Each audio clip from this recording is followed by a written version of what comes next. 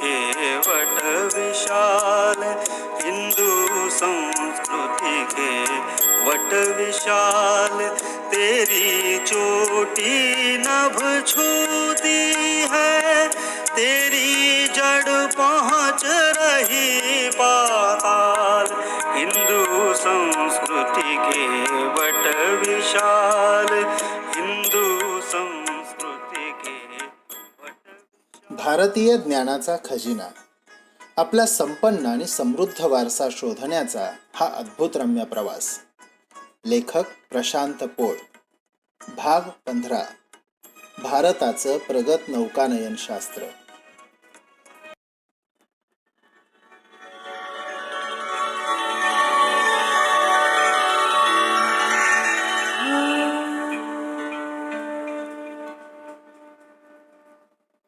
जगप्रसिद्ध पर्यटन स्थळ असलेल्या बँकॉकच्या प्रशस्त विमानतळाचं नाव आहे सुवर्णभूमी विमानतळ. या विमानतळात प्रवेश केल्यावर सर्व प्रवाशांचं लक्ष आकृष्ट करते ती एक भली मोठी कलाकृती, आपल्या पुराणात वर्णन केलेल्या समुद्र मंथनाची. या कलाकृतीभोवती फोटो आणि सेल्फी घेणाऱ्यांची एकच झुंबड उडालेली असते. याच सुवर्णभूमी विमानतळावर थोडं पुढं गेलं की एक भला मोठा नकाशा लावलेला आहे. साधारण 1000-1500 वर्षापूर्वीचा हा नकाशा आहे. पेशावर पासून तर पापुआ न्यू गिनीपर्यंत पसरलेल्या या नकाशाच्या मध्यभागी ठसठशीत अक्षरात लिहिलंय इंडिया. आणि याच नकाशामध्ये सयाम म्हणजे थायलंडला ठळक स्वरूपात दाखवलंय.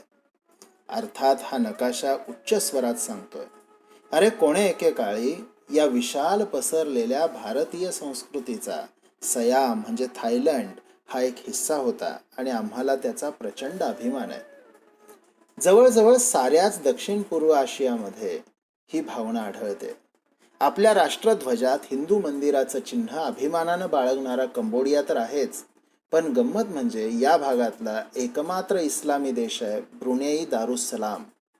ह्या देशाच्या राजधानीचं नाव आहे बंदर सेरी भगवान.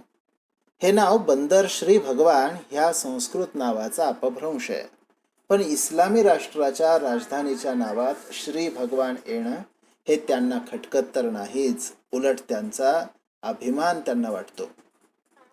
जावा, सुमात्रा, मलय, सिंहपूर, सयाम, यवद्वीप इत्यादी सर्व भाग जे आज Indonesia, Malaysia, Singapore, Thailand, Cambodia, Vietnam या नावाने ओळखले जातात, त्या सर्व देशांवर हिंदू संस्कृतीची जबरदस्त छाप आजही दिसते. 2-2.5 हजार वर्षांपूर्वी दक्षिण भारतातले हिंदू राजे या प्रदेशात गेले. त्यांनी फारसं कुठं युद्ध केल्याचे पुरावे सापडत नाहीत. उलट शांततापूर्ण मार्गांनी पण समृद्ध अशा संस्कृतीच्या जोरावर संपूर्ण दक्षिण पूर्व आशिया हा हिंदू विचारांना मानू लागला. आता इतक्या मोठ्या प्रमाणावर जर हिंदू राजे, त्यांचे सैनिक, सामान्य नागरिक दक्षिण पूर्व आशियात गेले असतील तर ते कसे गेले असतील? अर्थातच समुद्री मार्गानं. म्हणजेच त्या काळात भारतामध्ये नौकानयन शास्त्र अत्यंत प्रगत अवस्थेत असेल. त्या काळातील भारतीय नौकांची आणि नावाड्यांची अनेक शिल्प, चित्र कंबोडिया, जावा, सुमात्रा, बालीमध्ये मिळतात. 500 पेक्षा जास्त लोकांना घेऊन जाणाऱ्या नौका त्या काळात भारतात तयार व्हायच्या. एकूण समुद्र प्रवासाची स्थिती बघता त्या काळात भारतीयांजवळ बऱ्यापैकी चांगलं दिशाज्ञान आणि समुद्री वातावरणाचा अंदाज असला पाहिजे. अन्यथा त्या खवळलेल्या समुद्रातून आजच्यासारखा हवामानाचा अंदाज आणि दळणवळणाची साधनं नसतानाही इतका दूरचा पल्ला गाठायचा, त्या देशांशी संबंध ठेवायचे, व्यापार करायचा, भारताचं एक्सटेन्शन असल्यासारखा संपर्क ठेवायचा, म्हणजे भारतीयांचं नौकानयन शास्त्र अत्यंत प्रगत असलंच पाहिजे. 1955 आणि 1961 मध्ये गुजरातच्या लोथलमध्ये पुरातत्व खात्याद्वारे उत्खनन करण्यात आलं. लोथल अगदी समुद्र किनाऱ्यावर वसलेलं नाही आहे, तर समुद्राची एक चिंचोळी पट्टी लोथलपर्यंत आलेली आहे. मात्र उत्खननात हे दिसलं की सुमारे 3500 वर्षांपूर्वी लोथल हे अत्यंत वैभवशाली बंदर होतं. तिथं अत्यंत प्रगत आणि नीटनेटकी नगररचना वसलेली आढळली. पण सर्वात महत्त्वाचं म्हणजे लोथलमध्ये जहाज बांधणीचा कारखाना होता असे अवशेष सापडले. लोथलहून अरब देशांमध्ये, इजिप्तमध्ये मोठ्या प्रमाणावर व्यापार चालायचा याचे पुरावे मिळाले. साधारण 1955 पर्यंत लोथल किंवा पश्चिम भारतातील नौकानयनशास्त्राबद्दल फारसे पुरावे आपल्याजवळ नव्हते. लोथलच्या उत्खननानं या ज्ञानाची कवाडं उघडली गेली. पण यावरून असं समजलं की अगदी समुद्रकिनाऱ्यावर नसणारं लोथल जर इतकं समृद्ध असेल आणि तिथं नौकानयनाच्या बाबतीमध्ये इतक्या गोष्टी घडत असतील, तर गुजरात, महाराष्ट्र, कर्नाटक आणि केरळ या पश्चिम भारताच्या किनाऱ्यावरील बंदरांमध्ये याहीपेक्षा सरस आणि समृद्ध संरचना असेल ना. आज ज्याला आपण नालासोपारा म्हणतो, तिथं 1000-1500 वर्षापूर्वीपर्यंत शूरपारक नावाचं वैभवशाली बंदर होतं. तिथं भारताच्या जहाजांबरोबर अनेक देशांची जहाजं व्यापारासाठी यायची. तसंच दाभोळ, तसंच सुरत. पुढं विजयनगर साम्राज्य स्थापन झाल्यावर त्या राज्यानं दक्षिणेतील अनेक बंदरं परत वैभवशाली अवस्थेत उभी केली आणि पूर्व आणि पश्चिम अशा दोन्ही दिशांमध्ये व्यापार सुरू केला. मेक्सिकोच्या उत्तर पश्चिम टोकाला, म्हणजेच दक्षिण अमेरिकेच्या उत्तर टोकाला जिथं समुद्र मिळतो, तिथं मेक्सिकोचा युकाटान प्रांत आहे. या प्रांतात त्यांच्या पुरातन माया संस्कृतीचे अनेक अवशेष आजही मोठ्या प्रमाणावर जपून ठेवलेले आहेत.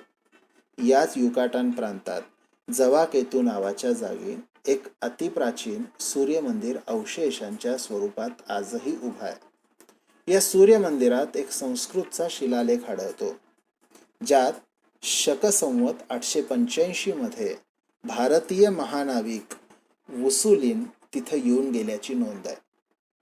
रॉबर्ट बेरोन वोन हेन गेल्डर्न या लांब लचक नावाचा एक नामांकित ऑस्ट्रेलियन अँथ्रोपॉलॉजिस्ट होऊन गेला. हा व्हिएन्ना विद्यापीठामध्ये शिकला. पुढे 1910 मध्ये भारत आणि ब्रह्मदेशाच्या दौऱ्यावर आला. भारतीयांच्या प्रगत ज्ञानाविषयी प्रचंड कुतूहल वाटलं म्हणून त्यानं अभ्यास सुरू केला. त्यानं दक्षिण पूर्व देशांबद्दल प्रचंड संशोधन केलं आणि त्याच्या पूर्ण अभ्यासाअंती त्यानं ठामपणे असं लिहिलंय की भारतीय जहाजं कोलंबसच्या कितीतरी आधी मेक्सिको आणि पेरूमध्ये जात होती. भारतीय नौकांचा प्रवास विश्वव्यापी होता याचा यापेक्षा दुसरा कुठला स्पष्ट पुरावा हवाय. आणि तरीही आम्ही म्हणत राहणार की अमेरिकेला कोलंबसनं शोधलं आणि भारताचा शोध वास्को द गामानं लावला. मुळात वास्को ड गामा हाच भारतीय जहाजांच्या मदतीनं भारतापर्यंत पोहोचला. राष्ट्रीय स्वयंसेवक संघाचे सहसरकार्यवाह श्री सुरेशजी सोनी यांनी डॉक्टर वाकणकरांचा संदर्भ देत याचं फार छान वर्णन केलंय. डॉक्टर हरिभाऊ वाकणकर हे उज्जैनचे प्रसिद्ध पुरातत्ववेत्ता. भारतातील सर्वात प्राचीन वसाहतीचा पुरावा म्हणून ज्या भीमबेटका गुहांचा उल्लेख होतो त्या डॉक्टर वाकणकरांनी शोधून काढलेल्या आहेत. डॉक्टर वाकणकर त्यांच्या अभ्यासाच्या संदर्भात इंग्लंडला गेले होते. तिथं एका संग्रहालयात त्यांना वास्को द गामाची दैनंदिनी ठेवलेली दिसली. ती त्यांनी बघितली आणि त्याचा अनुवाद वाचला. त्यात वास्को द गामानं तो भारतात कसा पोहोचला याचं वर्णन केलंय. वास्को द गामाचं जहाज जेव्हा आफ्रिकेतील जांजिबारला आलं तेव्हा त्यानं तिथं त्याच्या जहाजाच्या तिप्पट आकाराचं मोठं जहाज बघितलं. एका आफ्रिकन दुभाषाला घेऊन हा त्या भारतीय जहाजाच्या मालकाला भेटायला गेला. चंदन नावाचा तो भारतीय व्यापारी अत्यंत साध्या वेशात खाटेवर बसला होता. जेव्हा वास्को द गामानं भारतात येण्याची इच्छा दाखवली तेव्हा सहजपणे त्या भारतीय व्यापाऱ्यानं सांगितलं, मी उद्या भारतात परत चाललोय, तू माझ्या मागोमाग ये. आणि अशा रीतीनं वास्को द गामा भारताच्या किनाऱ्याला लागला. दुर्दैवानं आजही शाळेत शिकवल्या जाणाऱ्या पुस्तकात वास्को द गामानं भारताचा शोध लावला असाच उल्लेख असतो. मार्को पोलो हा साहसी दर्यावर्दी समजला जातो. इटलीच्या या व्यापाऱ्यानं भारत मार्गे चीनपर्यंत प्रवास केला होता. हा 13व्या शतकात भारतात आला. मार्को पोलोनं त्याच्या प्रवासातील अनुभवांवर एक सुंदर पुस्तक लिहिलंय, मार्व्हल्स ऑफ द वर्ल्ड. याचा अनुवाद इंग्रजीमध्ये सुद्धा उपलब्ध आहे. या पुस्तकात त्यानं भारतीय जहाजांचं सुरेख वर्णन केलेलं आहे. त्यानं लिहिलंय की भारतात विशाल जहाजं तयार होतात. लाकडांचे 2 थर जोडून त्याला लोखंडी खिळ्यांनी पक्के केले जाते आणि नंतर त्या सर्व लहान मोठ्या छिद्रांमधून विशेष पद्धतीचा डिंक टाकला जातो, ज्यामुळे पाण्याचा प्रवाह पूर्णपणे निषिद्ध होतो. मार्को पोलोनं भारतात 300 नावाड्यांची जहाजं बघितली होती. त्यानं लिहिलंय, एका जहाजात 3 ते 4 हजार पोती सामान मावतं आणि त्याच्यावर राहण्याच्या खोल्या असतात. खालच्या लाकडाचा तळ खराब होऊ लागला की त्याच्यावर दुसऱ्या लाकडाचा थर लावला जातो. जहाजांचा वेग चांगला असतो. इराणपासून कोचीनपर्यंतचा प्रवास भारतीय जहाजांमधून 8 दिवसात होतो. पुढं निकोली कांटी हा दर्यावर्ती 15व्या शतकात भारतात आला. यानं भारतीय जहाजांच्या भव्यतेबद्दल बरंच लिहिलंय. डॉक्टर राधा कुमुद मुखर्जी यांनी आपल्या इंडियन शिपिंग या पुस्तकामध्ये भारतीय जहाजांचं सप्रमाण सविस्तर वर्णन केलंय. पण हे झालं खूप नंतरचं, म्हणजे भारतावर इस्लामी आक्रमण सुरू झाल्यानंतरचं. याच काळात युरोपातही साहसी दर्यावर्दींचं पेव फुटलं होतं. युरोपियन खलाशी आणि व्यापारी जग जिंकायला निघालेले होते. अजून अमेरिकेची वसाहत व्हायची होती. हाच कालखंड युरोपातील रेनेसॉन्सचा आहे. त्यामुळं सर्व प्रकारच्या इतिहास लेखनामध्ये, विकिपीडियासारख्या माध्यमांमध्ये युरोपियन नौकानयनशास्त्राबद्दलच भरभरून लिहिलेलं आढळतं. पण त्याच्याही 1,500-2 हजार वर्षांपूर्वीचे भारतीय नौकानयनाच्या प्रगतीचे पुरावे मिळालेले आहेत. आपल्याकडं उत्तरेत इस्लामी आक्रमण सुरू होण्याच्या काळात, म्हणजे 11व्या शतकात माळव्याचा राजा भोज यानं ज्ञानविज्ञानासंबंधी अनेक ग्रंथ लिहिले आणि लिहून घेतले. त्यातील एक महत्त्वाचा ग्रंथ आहे युक्तिकल्पतरू. हा ग्रंथ जहाज बांधणीच्या संदर्भातला आहे. जवळच्या आणि लांबच्या प्रवासासाठी लहान मोठी वेगवेगळ्या क्षमतेची जहाजं कशी बनवली जावीत याचं सविस्तर वर्णन या ग्रंथात आहे. जहाज बांधणीच्या बाबतीत हा ग्रंथ प्रमाण मानला जातो. वेगवेगळ्या जहाजांसाठी वेगवेगळं लाकूड कसं निवडावं यापासून तर विशिष्ट क्षमतेचं जहाज, त्याची डोलकाठी यांचं निर्माण कसं करावं याचं गणित सुद्धा या ग्रंथात मिळतं. पण या ग्रंथाच्या पूर्वी सुद्धा 1000-2 हजार वर्ष तरी भारतीय जहाजं जगभर संचार करत होतीच. म्हणजे हा युक्तिकल्पतरू ग्रंथ नवीन काही शोधून काढत नाही, तर आधीच्या ज्ञानाला लेखबद्ध करतोय. कारण भारतीयांजवळ नौकाशास्त्राचं ज्ञान फार पुरातन काळापासून होतं. चंद्रगुप्त मौर्याच्या काळात भारताची जहाजं जगप्रसिद्ध होती. ह्या जहाजाद्वारे जगभर भारताचा व्यापार चालायचा. या संबंधीची ताम्रपत्र आणि शिलालेख मिळालेले आहेत.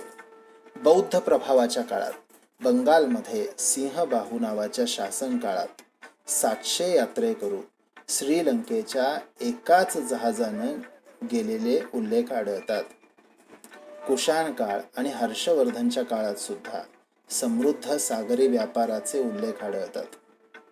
इस्लामी आक्रमकांना भारतीय नाविक तंत्रज्ञान काही विशेष मेहनत न घेता मिळून गेलं. त्यामुळे अकबराच्या काळात नौकानयन विभाग इतका समृद्ध होता की त्यांनी जहाजांच्या डागडुजीसाठी आणि कर वसुलीसाठी त्याला वेगळा विभाग बनवावा लागला. पण 11व्या शतकापर्यंत चरमसीमेवर असणारं भारतीय नौकानयनशास्त्र पुढं उतरंडीला लागलं. मोगलांनी आयत्या मिळालेल्या जहाजांना नीट ठेवलं इतकंच, पण त्यात वाढ केली नाही. 200 वर्षांचं विजयनगर साम्राज्य तेवढा अपवाद. त्यांनी जहाज बांधणीचे कारखाने पूर्व आणि पश्चिम अशा दोन्ही तटांवर सुरू केले आणि 80 पेक्षा जास्त बंदरांना ऊर्जित अवस्थेत आणलं. पुढं छत्रपती शिवाजी महाराजांनी स्वराज्याचं आरमार उभारलं आणि नंतर आंग्र्यांनी त्याला बळकट केलं. पण 11व्या शतकाच्या आधीचं वैभव भारताच्या जहाज बांधणी उद्योगाला पुढं आलंच नाही. त्याच काळात स्पेन आणि पोर्तुगाल यांनी जहाज बांधणीच्या क्षेत्रात मोठी झेप घेतली आणि भारत मात्र मागं पडला. पण तरीही इंग्रज येईपर्यंत भारतात जहाज बांधण्याची प्राचीन विद्या जिवंत होती. 17व्या शतकापर्यंत युरोपियन राष्ट्रांची क्षमता अधिकाधिक 600 टनांचं जहाज बांधण्याची होती. पण त्याच सुमारास त्यांनी भारताची गोधा या नावाच्या जहाजाचं वर्णन केलंय, जे 1500 टनांपेक्षाही मोठं होतं. भारतात आपल्या वखारी उघडलेल्या युरोपियन कंपन्या म्हणजे डच, पोर्तुगीज, इंग्रज, फ्रेंच इत्यादी भारतीय जहाजं वापरू लागली आणि भारतीय खलाशांना नोकरीवर ठेवू लागले. सन 1811 मध्ये ब्रिटिश अधिकारी कर्नल वॉकर लिहितो की ब्रिटिश जहाजांची दर 10-12 वर्षांनी मोठी डागडुजी करावी लागते, पण सागवानी लाकडापासून बनलेली भारतीय जहाजं गेल्या 50 वर्षांपासून डागडुजीशिवाय उत्तम काम करतात. भारतीय जहाजांची ही गुणवत्ता बघून ईस्ट इंडिया कंपनीनं दरिया दौलत नावाचं एक भारतीय जहाज विकत घेतलं होतं, जे 87 वर्ष डागडुजी न करता व्यवस्थित काम करत राहिलं. ब्रिटिशांनी मराठ्यांकडून भारतावरील राज्य हिसकावून घेण्याच्या काही वर्ष आधीच म्हणजे 1811 मध्ये एक फ्रान्सिसी यात्री वाल्तझर साल्विन्सनं ले हिंदू नावाचे एक पुस्तक लिहिलं. त्यात तो लिहितो, प्राचीन काळात नौकानयनाच्या क्षेत्रात हिंदू सर्वात आघाडीवर होते आणि आजही ते या क्षेत्रात आमच्या युरोपियन देशांना शिकवू शकतात. इंग्रजांनीच दिलेल्या आकड्यांप्रमाणे 1733 ते 1863 मध्ये एकट्या मुंबईतल्या कारखान्यात 300 भारतीय जहाजं तयार झाली, ज्यातील अधिकांश जहाजं ब्रिटनच्या राणीच्या शाही नौदलात सामील करण्यात आली. यातील एशिया नावाचं जहाज 2289 टनांचं होतं आणि त्याच्यावर 84 तोफा बसवलेल्या होत्या. बंगालमधलं चितगाव, हुगळी, सिल्हट आणि ढाकामध्ये जहाजं बनवण्याचे कारखाने होते. 1781 ते 1881 ह्या 100 वर्षात एकट्या हुगळीच्या कारखान्यात 272 लहान मोठी जहाजं तयार झाली. अर्थात भारतीय जहाज बांधणीच्या पडत्या काळात जर ही परिस्थिती असेल तर 11व्या शतकापूर्वी भारताच्या जहाज बांधणीच्या उद्योगाची स्थिती किती समृद्धशाली असेल याचा अंदाज येऊ शकतो. मात्र अशा दर्जेदार गुणवत्तेची जहाजं बघून इंग्लंडमधील इंग्रज ईस्ट इंडिया कंपनीला ही जहाजं न घेण्यासाठी दबाव टाकू लागले. सन 1811 मध्ये कर्नल वॉकरनं आकडे देऊन हे सिद्ध केलंय की भारतीय जहाजांना फारशी डागडुजी लागत नाही आणि त्यांच्या मेंटेनन्सला अत्यल्प खर्च येतो, तरीही ते जबरदस्त मजबूत असतात. ही सर्व कागदपत्र ब्रिटिश संग्रहालयात ईस्ट इंडिया कंपनीच्या अभिलेखागारात सुरक्षित आहेत. मात्र इंग्लंडच्या जहाज बनवण्याच्या व्यापाऱ्यांना ते फार झोंबलं. इंग्लंडचे डॉक्टर टेलर लिहितात की भारतीय मालानं लादलेलं भारतीय जहाज जेव्हा इंग्लंडच्या किनाऱ्याला लागलं तेव्हा इंग्रजी व्यापाऱ्यांमध्ये अशी गडबड उडाली की जणू शत्रूनच आक्रमण केलेलं आहे. लंडनच्या गोदीतील म्हणजे बंदरातील जहाज बांधणाऱ्या कारागिरांनी ईस्ट इंडिया कंपनीच्या डायरेक्टर बोर्डाला लिहिलं की जर भारतीय बांधणीची जहाजं तुम्ही वापरायला लागाल तर आमच्यावर उपासमारीची वेळ येईल, आमची अन्नान्न दशा होईल. ईस्ट इंडिया कंपनीनं त्यावेळी हे फार मनावर घेतलं नाही, कारण भारतीय जहाजं वापरण्यात त्यांचा व्यापारिक फायदा होता. मात्र 1857च्या क्रांती युद्धानंतर भारतातलं शासन सरळ इंग्लंडच्या राणीच्या हातात गेलं आणि राणीनं विशेष अध्यादेश काढून भारतीय जहाजांच्या निर्मितीवर बंदी घातली. 1863 पासून ही बंदी अंमलात आली आणि एका वैभवशाली, समृद्ध आणि तांत्रिकदृष्ट्या पुढारलेल्या भारतीय नौकानयन शास्त्राचा मृत्यू झाला. सर विल्यम डिग्वीनं या संदर्भात लिहिलंय, पाश्चिमात्य जगाच्या सामर्थ्यशाली राणीनं प्राच्य सागराच्या वैभवशाली राणीचा खून केला आणि जगाला नेव्हिगेशन हा शब्द देण्यापासून तर प्रगत नौकानयन शास्त्र शिकवणाऱ्या भारतीय नाविकशास्त्राचा, प्रगत जहाज बांधणी उद्योगाचा अंत झाला.